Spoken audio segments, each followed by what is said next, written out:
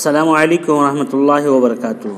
ناظرین، ہمارے چینل میں آپ لوگوں کا استقبال ہے۔ بڑھتی فرقہ پرستی سے ملک کو مزید نقصان ہوگا، مولانا ارشد مدنی صاحب۔ امریکہ کا اسرائیل کے ساتھ کھڑا ہونا قابل مذمت۔ جمعیت علماء ہند کی کانفرنس میں متعدد تجاویز منظور۔ مخلوط تعلیم سے گریز کرنے اور اپنے اسپتال اور اسکول قائم کرنے پر زور۔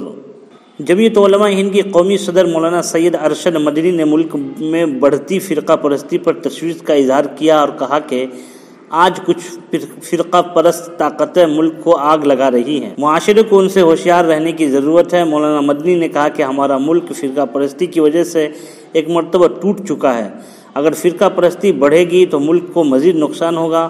مولانا ارشد مدنی نے آج یہاں قاسم پورہ روڈ پر واقع مدنی میموریل پبلک اسکول میں منعقد جمعیت علماء یو پی کی مجلس منتظمہ کے سرگرم کارکنوں کی کانفرنس سے خطاب کیا۔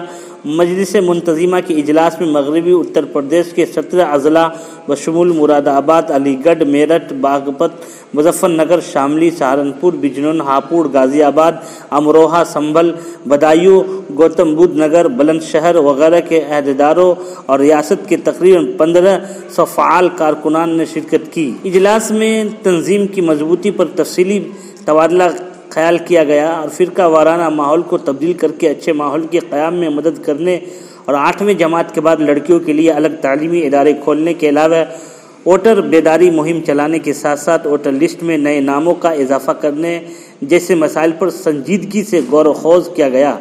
مختلف قراردادیں کانفرنس میں متفقہ طور پر منظور کی گئیں۔ اجلاس میں خاص طور سے 5 تجاویز منظور کی گئی۔ جمعیت علماء کا تعمیری پروگرام مستقبل کا لائحہ عمل، یہ تجویز کو مولانا مفتی محمد اشفاق احمد اعظمی نے پیش کیا۔ جمعیت علماء کی انسانیت کی بنیادوں پر قومی و ملی خدمات، یہ تجویز کو مولانا سید اظہر مدنی نے پیش کیا۔ جمعیت علماء کی ہند و مسلم اتحاد کی کوششیں اور اس کا طریقہ کار، یہ تجویز حافظ عبدالقدوس ہادی نے پیش کیا۔ جمعیت علماء کا تنظیمی نظام اور عامۃ المسلمین کی نمائندگی، یہ تجویز مولانا سید حبیب اللہ مدنی نے پیش کیا۔ جمعیت علماء کی تعلیم و سماجی خدمات و طریقہ کار، یہ تجویز مولانا سید کعب رشیدی ایڈوکیٹ نے پیش کیا۔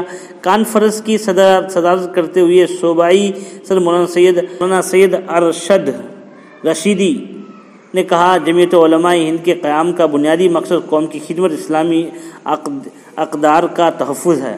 اس دوران کارکنان کو جمعیت علماء ہند نے 8 نگاتی پروگراموں کا خاکہ تیار کیا اور ضلع عہدیداروں کو اپنے متعلقہ اضلاع میں 8 نکات پر خصوصی کام کرنے کی ہدایت دی۔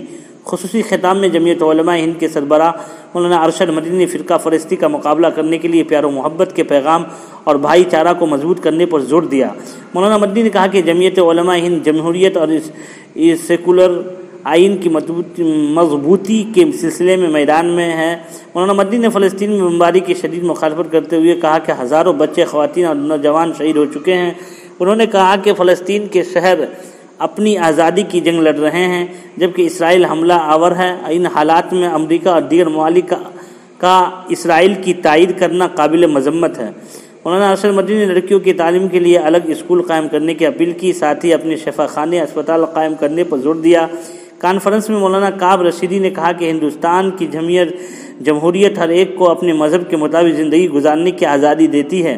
انہوں نے مدارس کی کامیابیوں پر تفصیلی روشنی ڈالی۔ مفتی اشفاق اعظمی نے کانفرنس کی نظامت کی اور کانفرنس کا منشور جاری کیا۔ پروگرام کو کامیاب بنانے میں مولانا ازہد مدنی، مفتی خویب مدنی، مولانا مسعود حاجی یاسین، مفتی خادم الاسلام قاسمی، مفتی اخلاق احمد قاسمی وغیرہ موجود تھے۔ اجلاس میں